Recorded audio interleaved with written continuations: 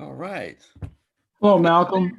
Good afternoon, Mr. Jackson. How are you? I'm well, sir. How are you? Very well indeed. Congratulations. Thank you, sir, and thank you for your help, sir. Did my little bit. It mattered a lot. It mattered a lot.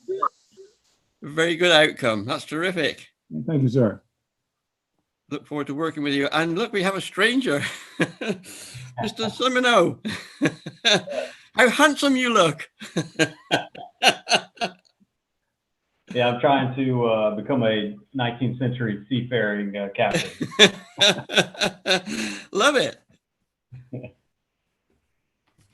How's everybody doing? Doing well, Philip. How are you, man? Yeah, doing good. Air conditioners are working right now. We're waiting on the HVAC guy to get here. Oh, wow. Wow.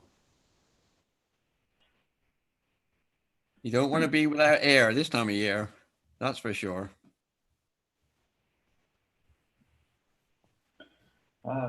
Mr. Jackson, I have to say congratulations Thank you, sir. On the runoff. Thank you, sir. I appreciate that. Those things can go either way, as you know. Mm-hmm. Very easily. Yeah. Very sad. You lead by 1,300 votes in the primary, not quite enough to seal it, and you win by 157 votes in the runoff. Landslide. Absolutely. Absolutely. Absolutely. The press tried to do me in, unfortunately, and the people prevailed, and I'm so appreciative of that. So we're definitely happy. You've, I think you've given us the time of day since you've been on. Try. Yeah, more than a little bit. They're really very grateful, and a lot to be done, but we're working together and we're heading in the same direction. Absolutely. Absolutely. Give it a little bit more time. Sure.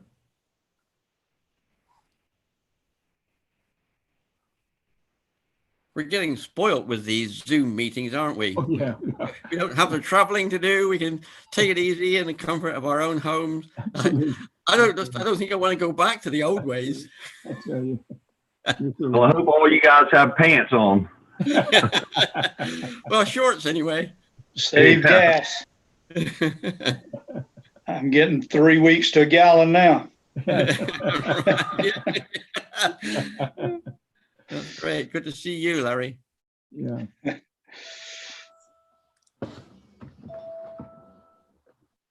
Ray. How are you, sir? Yeah. Yeah, and I don't know who it is. But... Okay, sure.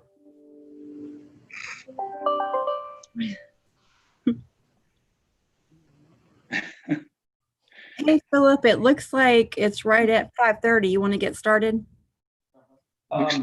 Beards are in. Yeah, John's is pretty impressive. Coming in strong. This is after trimming. You know, I finally got it down to this level. Okay. Well, I will we'll go ahead and put this meeting for Transportation Penny Advisory Committee in session. I did not get any emails for public comments. I'm not sure if anybody signed up any other way, but the email we had dedicated for public comments to come in, nothing came in. So unless I hear otherwise, we'll go ahead and move on to the Office of Small Business Opportunities. Sounds good. Good evening, everybody. How are you? We're fine. Good to see you.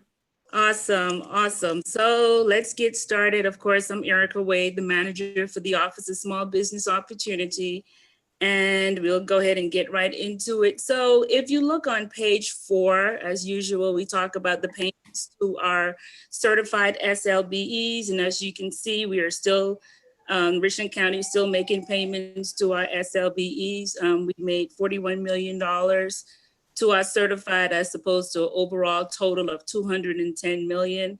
Going down to page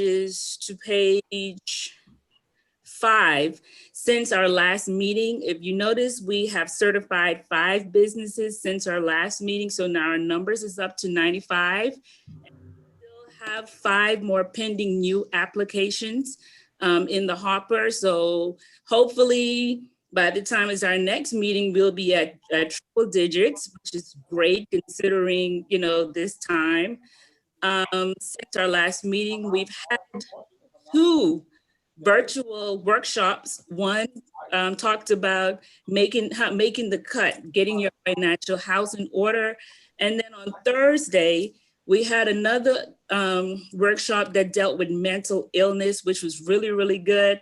We had very good participation. We had up to about 40 participants on the call.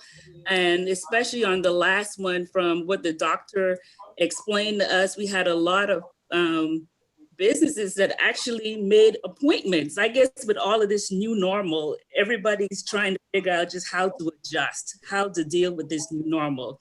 So we felt like this class would be really, really fitting for a time like this. And, we had a really good showing, like I said. And like I said, the doctor said she had some other individuals that actually made appointments. So that was really good for her. We got a lot of positive feedback. So the businesses were saying that they really, really appreciated that we had something like this. We're working on putting some more workshops on as we go on. So we'll let you guys know what other workshops we have coming down the pipe. I'm flipping back and forth in my screens here. Let me see where we at. Did I complete my report? Uh-oh, I lost track on where I was. Okay, workshops, here we go. So like I said, we have 5 more pending applications in the hopper for new certifications. OSVO is still actively working with our grants department with the COVID-19 Relief Fund. We're happy to be a part of that and helping our small businesses get funding through Richland County. So thank you, Chairman Livingston and Richland County administration for allowing OSVO to be a part of something that we know our small businesses really need. You're very welcome. And I think, another thing that's new for us with this new normal, we're now doing virtual site visits. So thanks to Zoom. So instead of going out and having the face-to-face, we're now doing our virtual site visits. We've had 5 since the last time we've met, and it's been going pretty good. So this might be something new that we might do, depending on how things go. So thanks to us having our B2G system, they have allowed us to do this virtual workshop. So it is working out really, really well, and thanks to technology also. So overall, that completes our report. Does anybody have any questions? Erica, just curious if you've had any feedback from these small businesses. Are they coping okay? Are they seeing a significant improvement in business since March, or are they still struggling? What are you hearing? Well, it's 50-50. It's with the way things are going, everybody's still trying to get to a comfort level of going out. Some of the businesses was happy that they were able to open. However, it's been slow, which is expected. Right. And as the comfort level of of individuals, when they get comfortable going out, then they'll start going into businesses more often. But overall, it's getting better. But we understand it's a slow walk. We just got to walk before we can run. Yeah. Thank you. And the ones that we've dealt with, one good thing with us offering that COVID-19 relief, we really interact with some of our small businesses that we've never interacted with before. We got to hear a lot of things. And with our workshop, Getting Your Financial House in Order, that went off on what we heard. We realized that so many businesses was just they did not have their house in order. I had one individual call me literally crying on the phone. It was like, I didn't know I was supposed to have these things. I didn't know that I was supposed to have these documents. Mm-hmm. And me and the team got together and say, hey, this is a need. This is something that we know our small businesses need. And you would think that with them being in business 10, 15 years, that they would know, simple documents of profit and loss statements, things like that. So, but like I said, but overall, as far as what the businesses are saying, they were happy that we were doing the workshops, that we are And of course, we're going to still try to encourage everybody, to just keep moving. Right, that's exactly right. Not to drag this out, but we found the same experience in Blythewood with small businesses. Yeah. They've been accustomed to working in their own particular style and way and customer Right. base, and trying to deal with loan applications from the SBA. Yes. They just did not have the resources to pull it together. It was Right. really quite a learning curve for everybody. So grateful you could offer some kind of assistance to them. And we've been working directly with SBA and SBDC and also with the City of Columbia OBO office. And we're all hearing the same thing. We all want to help everybody. And when we realized that, some of the businesses just didn't have what they needed. That's why we put this workshop on. City of Columbia did something similar, and we didn't mind doing a repeat workshop because we realized it was a need out there. So if somebody got it twice, that's good too. So, we don't know what this thing, we are going through an increase. So we don't know if it's going to be another shutdown, if you may have to do another relief, at least the second time around. Now the businesses will be more prepared, and hopefully we get more businesses approved, because from what I'm hearing from SBA, they still have so much billions of dollars still left over from the PPP because the businesses just can't get approved for these loans. So it's not that the funding is not there, the businesses just didn't have their house in order. Right, exactly. So this, Erica, this money is offered on top of or as replacement for the PPP money? Could you get both? Can y'all still help them if they were to get, the program together for the PPP? Well, we definitely made priority available to those who did not get funded from all of the SBA loans and different outside loans. So those businesses were priority, the ones that didn't. So we tried not to have so much of a double dip per se, but we focused more on the ones who just could not get funded. And you found most of them were your barbershop, your salon, your mom and pop shops. We found a lot of those actually applied for the loan. Mm-hmm. And those loans would have gone through the bank if they were successful with it, not through you guys, right? The PPP, yes. Yeah. Okay. Yes. So that's a good little service y'all are providing there. I'm sure that's very helpful. And ours, the Richland County was a grant. The COVID-19 was a grant funded initiative. Yeah, good. Do we have any other questions? I'm sorry. Erica, Yes. y'all started communicating? Now that passing it March, have you started communicating any with some of the businesses that they can do a payroll tax deferral through the end of the year for the employer portion of payroll taxes? We personally have not done anything with that as yet, but that's something we can look into. At least finding out who who's offering it, and maybe we can be a resource to direct our small business owners to those folks who may have that program going. But that's something we definitely look into. Yeah, what I'll after we get done, I'll email you because it's just a good resource for businesses that a lot of people realize, because people are so focused on PPP and realize you can do this tax deferral through the year. It doesn't have to be repaid. It can be repaid over the next 2 years. So it's not a free loan, but and it's no forgiveness like the PPP, but it does buy you some more time and cash flow. Right. I'll send you some information so you can pass it out to some of those small businesses.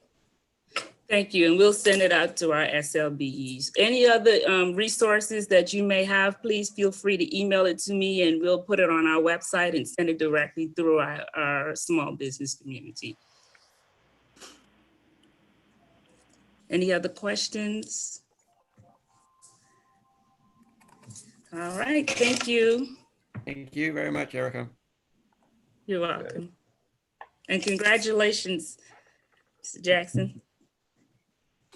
Thank you very much, Erica.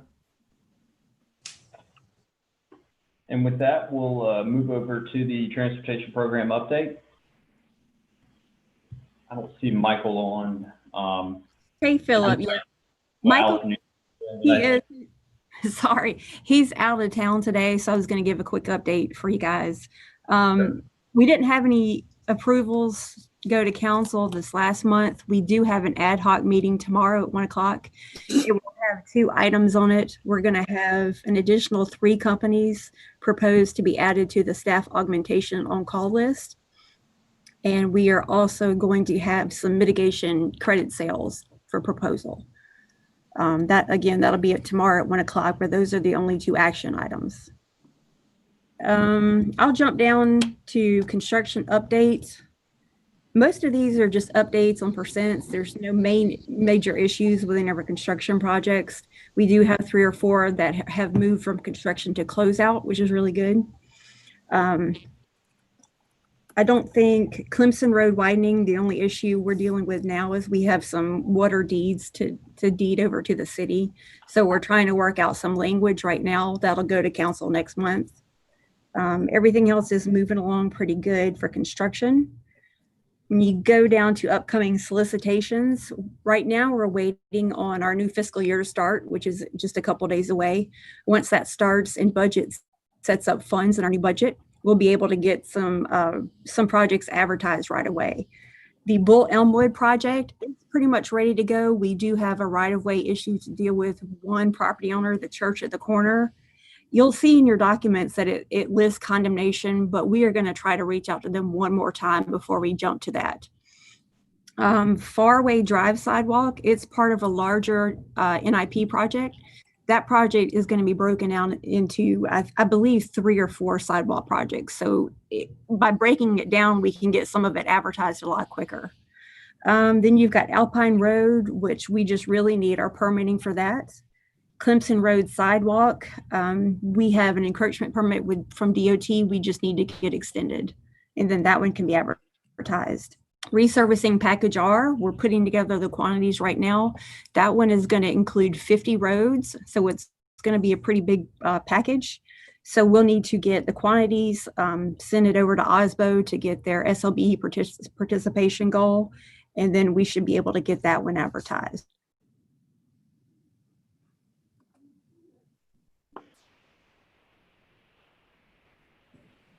I did have a question. I see the Three Rivers Greenway. It says going through 3 possible designs. Do you mind describing a little bit of what some of the possible designs are?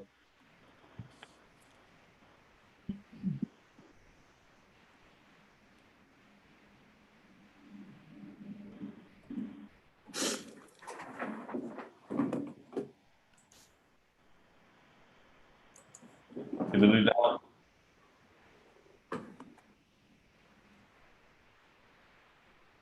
Okay, well, we'll wait and see if Allison comes back. To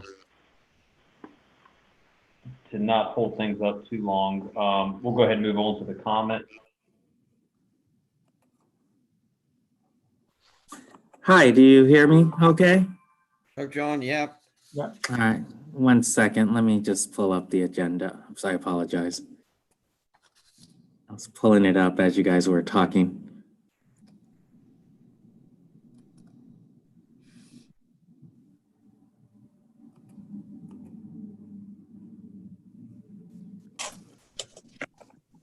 Just let them know what happened.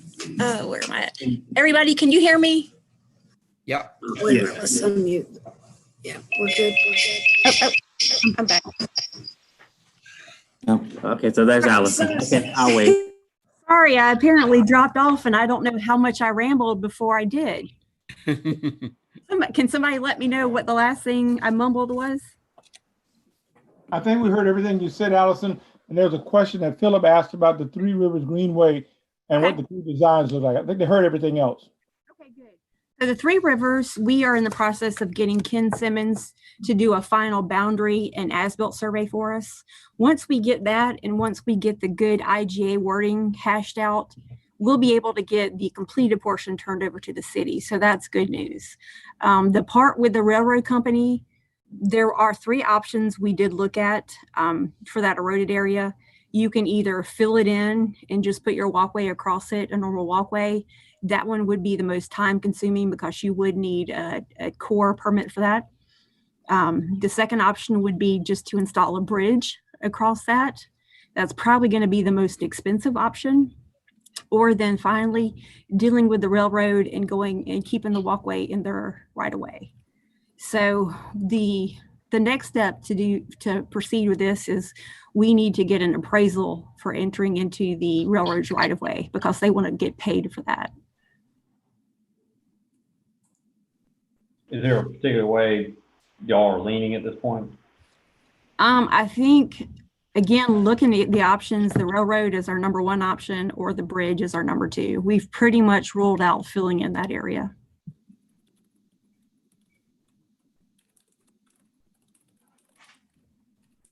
And Allison, I think you left off when you were discussing the the resurfacing package. I think that's where you left off in case you had more that you said after that. Okay. That one, resurfacing package R, is going to have 50 roads. It's almost ready for advertisement. I think by the time budget gets our funds set up, it'll be ready. We just need to get a final cost estimate done and our quantities put together. When we're also going to have, did you hear the part about the second tip project? I don't think so. Okay, so we're going to do a second tip. That's a transportation improvement project, and that's going to include 4 roads that cannot be resurfaced. They're in such bad shape. They're going to go through reclamation. Little more in-depth process than resurfacing. So we really wanted to just have that small package of those roads. That one should be ready for advertisement within the next month.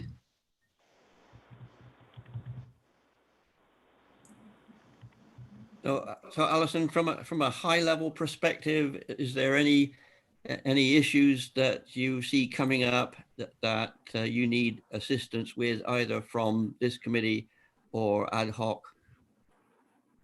No, I think maybe the only thing, reaching back out to Blythewood regarding the widening and the area improvements. Mm-hmm. I don't know if we ever got an official letter from Blythewood saying that they are fine with not doing priorities 3 and 4 and shifting that money to the widening. I've taken that up. I had a conversation with Michael a few days ago, and I've presented all the information to the town administrator. We just missed the most recent town council meeting. So I'm going to presume that it will be on the agenda for the end of July, just to formally recognize that the new administration and the new mayor are happy with all that. But I think it's been implicit, right since the get-go. So I don't see that as a problem, but they ought to put something in writing to that effect. So that's what I'll be encouraging them to do. Okay, that's perfect. We are working on the Creech McNulty for the area improvements, but we really wanted to have something in writing before we try to take that to construction. Yeah. Well, we have all the numbers now, so we can see where the money is shifting back and forth from phase 1 and phase 2 and vice versa. So it'll be a lot clearer for everybody, why we need to do that, and just press forward. Okay. Allison, this is Larry. I wanted to know on the Bull Street Elmwood intersection, is there a possibility of getting a copy of that design for that intersection? I think we could probably bring those and hand them out at the next TPAC meeting. Absolutely. Or if you want to shoot me an email so I have your email address, I can see if I can scale down and send you a smaller version of it. Those drawings tend to be really large, so sometimes it's really hard to get an email. I'll shoot you an email. Thanks. Okay.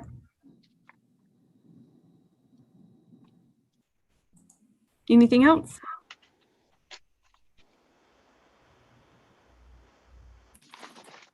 You're muted, John. No. I double muted. Okay, How are thank things you. going with the Green Street Phase 2? I drove by that earlier. Looks like heavy construction. Definitely a lot going on there. Is that advancing as y'all expect? It is. It's doing well. We did have a 70-day delay waiting on flaggers from CSX. That's a nightmare, but that's honestly, we expected it. Yeah. The contractor was able to do minor work in the meantime, but we are going to have to extend the project at the end. We are going to have to give them that 70-day extension. They're doing really well. They've installed the vents and they're installing now the columns for the bridges. They did have some issues with the concrete they installed originally and had to pull them up and re-pour them. But they're trucking along. They're really trying to keep up and making up for those 70 days. I guess that's why y'all have those testing contracts, catch that bad concrete when it happens, right? Exactly. Very good. Thank you. Any other questions? Okay, thank you, Allison. You're welcome. Okay, John, you are up. Okay, well, good afternoon, everybody. I will first have Eric go over his memorandum regarding planning activities going on at the Common. Eric, you're there? Yes, I'm here. Can you guys hear me fine? Hi, Eric. Yeah, you're Yes. good. First, I would like to thank the members of the committee for allowing us to present. But equally, I just want to make sure that we are all made aware the report that was in the agenda was the report from last month. So I'll be sure to send you guys out an updated version for this month for our TPAC meeting. But I'm just quickly going to go through what we have for our current projects, what's going on here at the Common. As of right now, we're finalizing our evaluation of all of our service routes. So our goal is to improve our routes and restructure our service system. And that kind of goes into our Reimagine the Common plan. And this is an 18-month study to better reflect community values as we seek to strengthen services provided in the future. And what we're going to do is have a collaborative planning effort with members, at least a representative from all of our service areas. But sitting at the table, we definitely have someone from Richland County, Lexington County, from the city of Columbia as well, and a few others.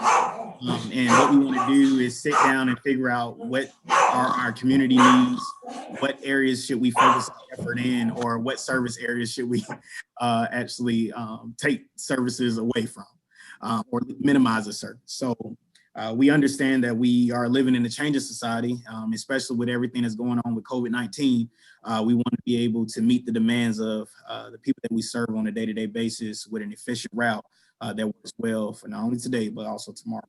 So just to speak on our current service level, we're currently working with the Saturday enhanced service, which includes pretty much a full service with our 3-digit routes being I guess doubled to 30-minute headways. And all of our other routes are pretty much on the Saturday service. We did return a few of our other routes as well. So as of right now, we are meeting, I would say, that the same level of efficiency that we were meeting when we were just solely on a Saturday service, which shows that a lot of people are becoming more brave to want to ride transit again. As of right now, we have 45%. In 2019, we're at 220,000 riders. And as of 2020, we were at 124,000 riders for the month of April. So it was a decrease at around about 45%, but equally we were seeing similar numbers when we were at a Saturday service, when we were at a Sunday service. So it seems like the more service we provide, the more people want to ride, or at least as people become more brave, it's through this pandemic, we started to see an increase in ridership. So that's where we are as of right now. Make sure, and also I provided a list, and you'll see this as well. It's also in my previous month report of the locations that are either in construction or in design for a bus shelter. So it's quite a few locations there. You can feel free to, that's also listed in the packet. You can feel free to ask questions if need be.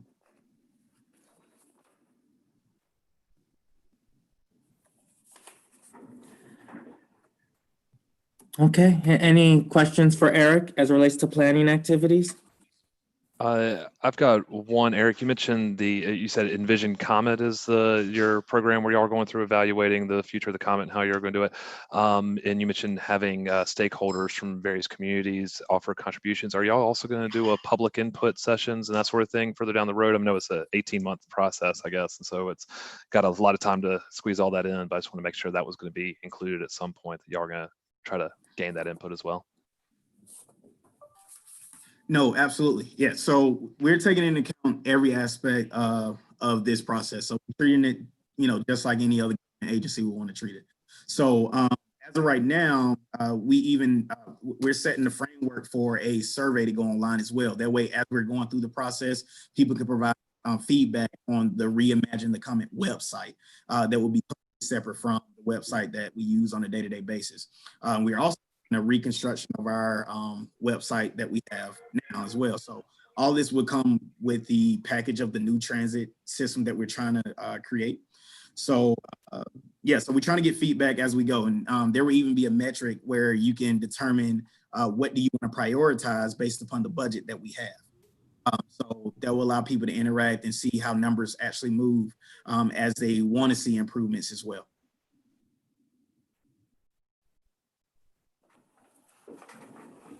I think you're on mute, John. Sorry. I was acknowledging it even as I was muted, just saying I'm muted. It's okay. They don't need to hear what I'm saying anyway. So thank you. All right, thanks, John. Any other questions? Okay, John. All right.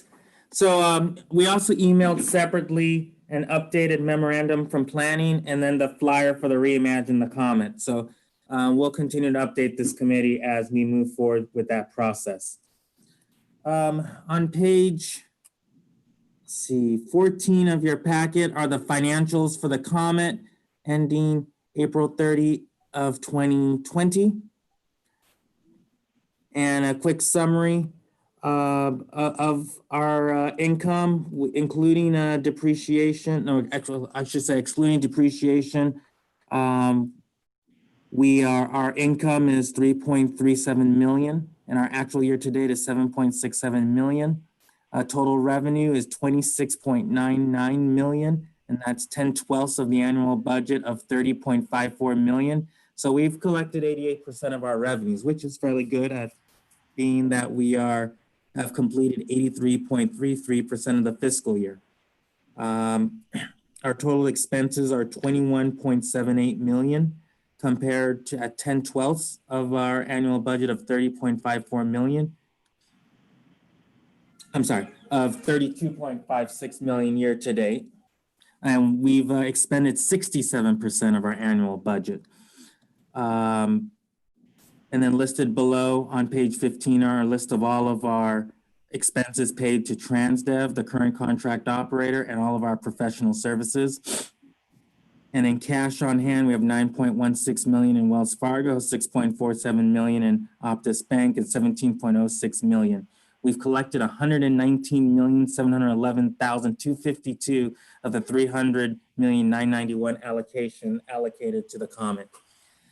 This month, or next month, the board will be discussing reviewing Vision 2020 and our strategic plan to start talking about the next 10 years of the Comet. And that critical part of discussing the vision and the strategic plan is how do we financially sustain the Comet after we fully extend the $300,991,000? And what does the future look in relation to that? So we'll keep the committee apprised on how those discussions go. The next 10 years is going to be very critical for the Comet to ensure that we are utilizing these funds wisely, as well as determining a strategy after we run out of funding. And if that includes a future ballot measure to support public transit, or what other options the member agencies of the Comet wishes to do to continue to sustain public transit. Page 16 of the packet is the DBE report. Our current expenses that the contractor is expending with local disadvantaged business enterprises, and that's the goal for them is 25.9%. So far, they're at 26.4%. This relates to what has been paid to TransDev through April 30. So far they're exceeding their goal. Page 18 is our ridership report. Ridership is definitely down due to COVID-19. In 2019, system-wide, we carried 222,261 boardings. We're down to 124,703 boardings right now. At the present time, we're not actively marketing the comment right now, just because we want people to only use the comment for essential travel only. And we're still, as Eric mentioned, running a Saturday level of service to correlate with the ridership. You will notice on page 20 of the packet, you'll see kind of where the ridership is and as relates to COVID-19. And while in March, we had a partial full service and then we dropped in service levels, we're at 181,253 boardings. We dropped to 119,315, and then we slightly increased to 135,178. So ridership is slowly increasing because of the state reopening. However, we're still continuing to run Saturday levels of service because we're not at a point where we can just expand back to weekday. We're going to have to wait until the school year begins to see if offices reopen, the schools reopen, to then determine if we need to get back to our previous service levels pre-COVID-19 outbreak. Any questions on the financials, DBE, or the ridership report? Mr. Chair, can I ask a question? Skip Jackson. Absolutely. Thank you. John, question. Yes, sir. Was there ever a period where the comment did not run at all? I mean, was not operational?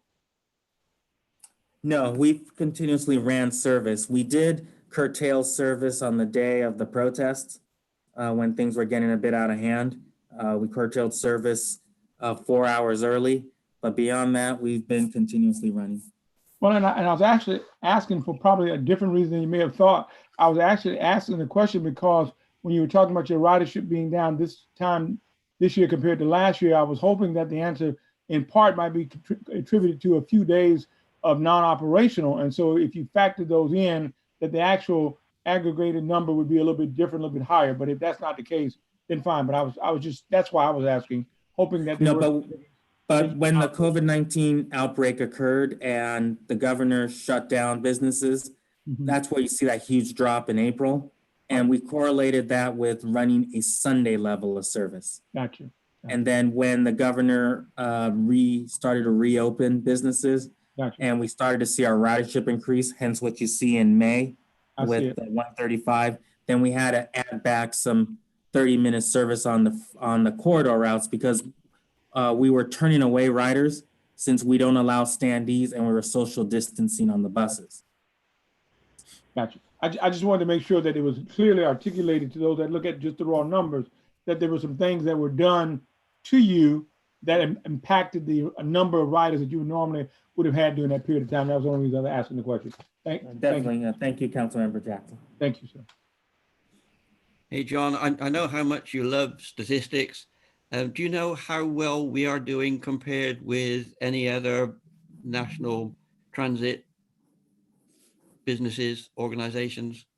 You know, overall, we did not get a huge drop like many other transit systems across the country. I think at the lowest, we got down to as low as 43% over our historical ridership, whereas other transit systems were seeing numbers as low as 70 to 90%. Wow.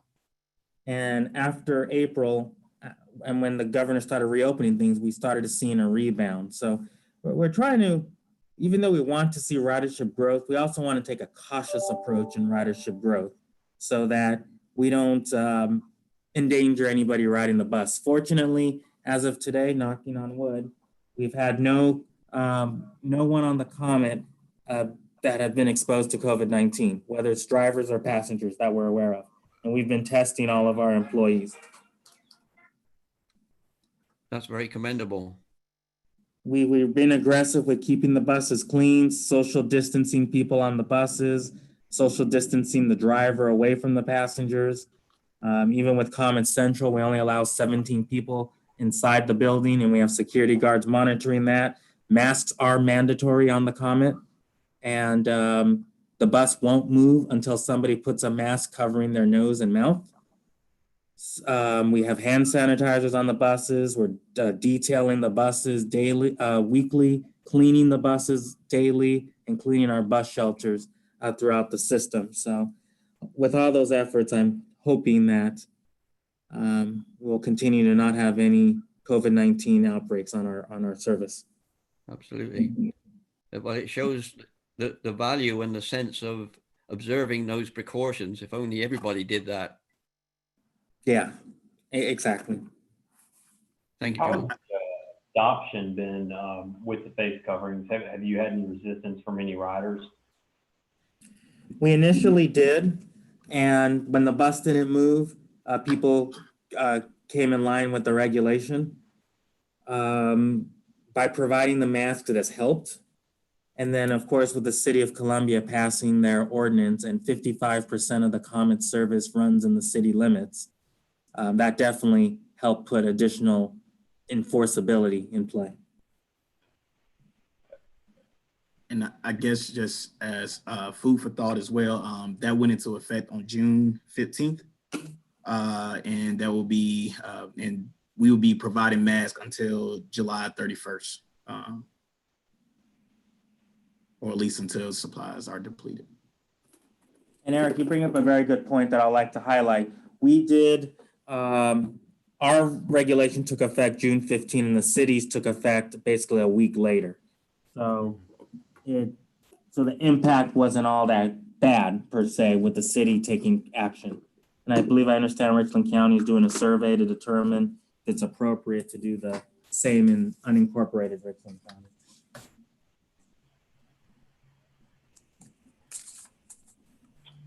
Is there any concern that after on August 1st that we need additional funding for more masks, or is that something that y'all are starting to plan for just to make sure that everyone's properly prepared to ride the Comet? We have, you're using some federal funds through the CARES Act to pay for a lot of these activities. What we're going to see what happens come at the end of July to see if we need to consider ordering more masks or not. We didn't want it to be an ongoing effort, so we wanted people to be prepared.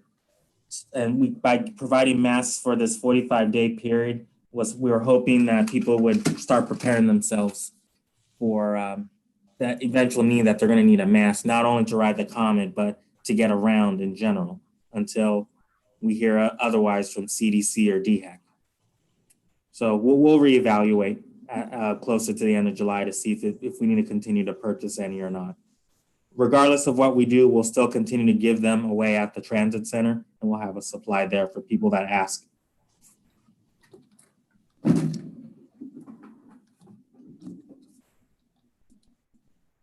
Any other questions? Thank you, John.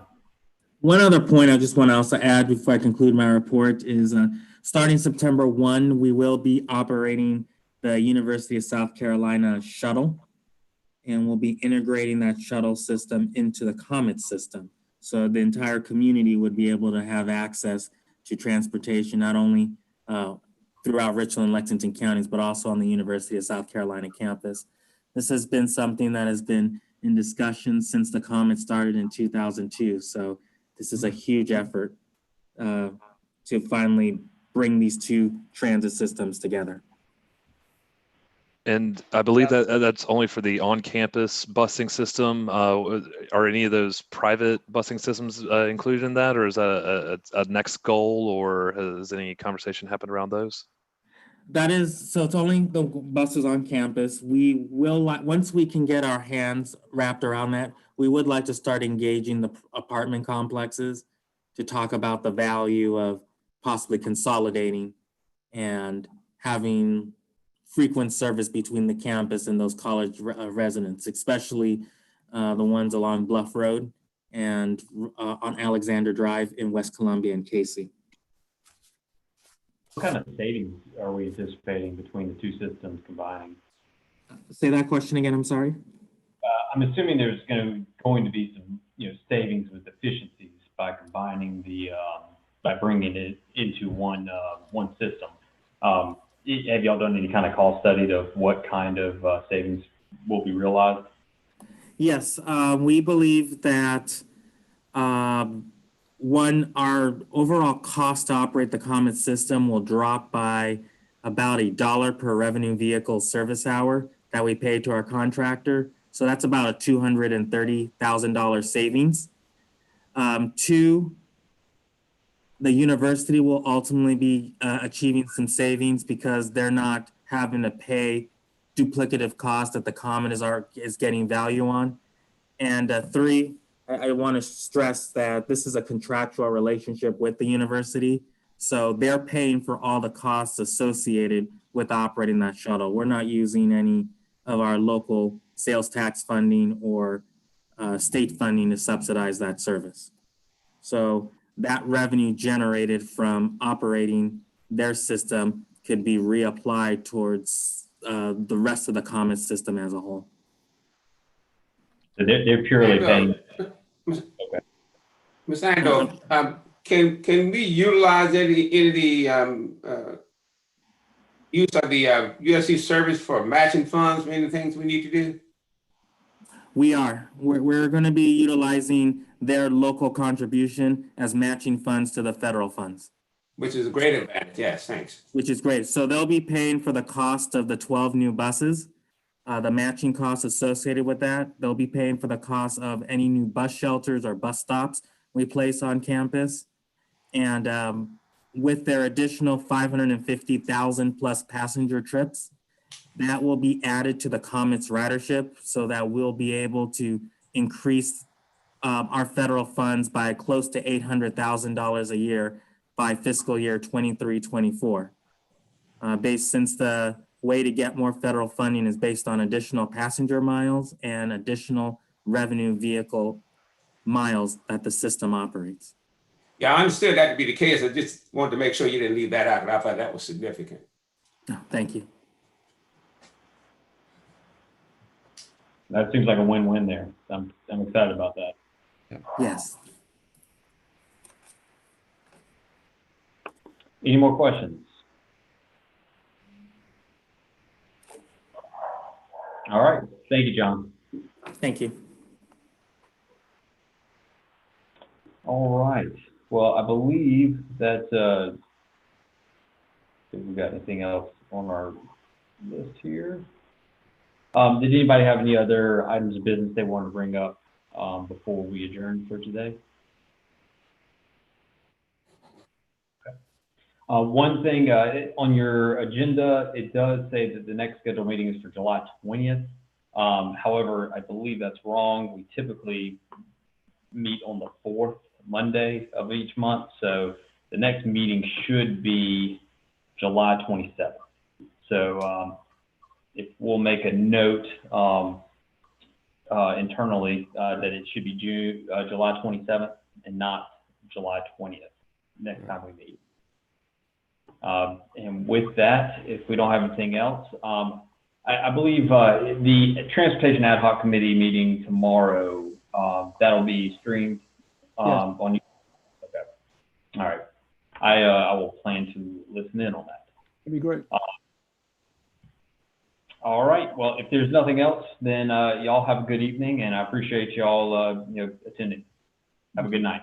Thank you. Thank you, Phil. Thank you. Thank everybody. Thanks, y'all. Thank you.